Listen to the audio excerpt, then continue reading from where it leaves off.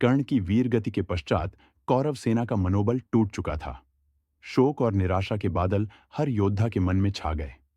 सेनापति के पतन से सेना असंगठित हो गई। दुर्योधन के समक्ष अब पराजय स्पष्ट खड़ी थी, परंतु वह अंत तक हार मानने वाला नहीं था। कौरवों की अंतिम सभा रात्रि को हुई।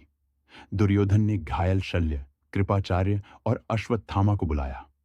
उसके चेहरे पर थकान और पीड़ा स्पष्ट थी, लेकिन आंखों में अब भी क्रोध जल रहा था। उसने कहा, मुझे मित्रों के शवों की चिंता नहीं, मुझे केवल कुरुवंश के गौरव की रक्षा करनी है। कृपाचार्य ने विनम्र होकर कहा, हे राजन, युद्ध अब आपके पक्ष में नहीं है। कर्ण, भीष्म और द्रोण का पतन आपकी पराजय का संकेत है। शांति ही एकमात्र विकल्प है। लेकिन दुर्योधन ने उनकी बात नहीं मानी। उसने अश्वत्थामा से प्रतिज्ञा ली, कल का युद्ध हमारी अंतिम परीक्षा होगी। मैं अकेले भी पांडवों का सामना करूंगा। दूसरी ओर पांडव शिविर में भी गहरा मौन छाया था। अर्जुन और भीम दोनों को कर्ण की मृत्यु का दुख था।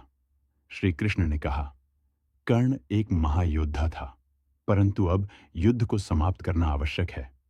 अगले दिन सूर्य की पहली किरणों के साथ ही युद्ध भूमि में अंतिम संग्राम की तैयारी होने लगी। कौरव सेना में कुछ ही योद्धा बचे थे। दुर्योधन अपनी पूरी शक्ति के साथ रथ पर चढ़ा। उसने पांडवों को ललकारा, आओ, कौन है जो मुझे रणभूमि में परास्त करेगा? भीम का हृदय आक्रोश से भर उठा। उसने रथ छोड़कर गदा उठाई और दुर्योधन की चुनौती स्वीकार कर ली। यह देखकर श्री कृष्ण ने कहा, भीमसेन, यह युद्ध का अंत है। ध्यान रहे, धर्म की सीमा का पालन करना। भीम और दुर्योधन के बीच गदा युद्ध का आरंभ हुआ। धरती कांप रही थी। दोनों महारथी अपनी संपूर्ण शक्ति का प्रदर्शन कर रहे थे।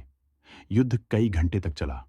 दुर्योधन की गदा आकाश में घूमती हुई भीम के कवच पर बार बार प्रहार करती, पर भीम का प्रतिशोध कहीं अधिक प्रबल था। एक क्षण ऐसा आया जब दुर्योधन की गदा फिसल गई। उसने झुककर उसे उठाने का प्रयास किया। श्री कृष्ण ने संकेत किया, यह वही घड़ी है जिसका उल्लेख द्रौपदी के चीरहरण के समय भीम ने किया था। मैं तेरी जंघा तोड़ूंगा। भीम ने अपनी गदा उठाकर पूरी शक्ति से दुर्योधन की जंघा पर प्रहार किया। दुर्योधन आहत होकर भूमि पर गिर पड़ा। उसकी कराह से पूरी रणभूमि सिहर उठी। दुर्योधन घायल अवस्था में तड़प रहा था। उसने अंतिम बार अपनी आंखें खोली, पांडवों को देखा। उसकी सांसें अब धीमी पड़ रही थीं, परंतु उसके चेहरे पर अभिमान अब भी था। उसने कहा, मैं युद्ध भूमि में गिरा हूं, पराजित नहीं, अपितु गौरवशाली। श्री कृष्ण ने आगे बढ़कर कहा, धर्म ने अधर्म पर विजय पाई है। यह युद्ध अब समाप्त होता है। सूर्य अस्त हो रहा था। कुरुक्षेत्र के रक्त रंजित मैदान में मौन छा गया। विजय के नक्कारे बजने लगे। पांडवों ने गहरा श्वास लिया। वर्षों की प्रतिशोध और युद्ध यात्रा अब पूरी हो चुकी थी।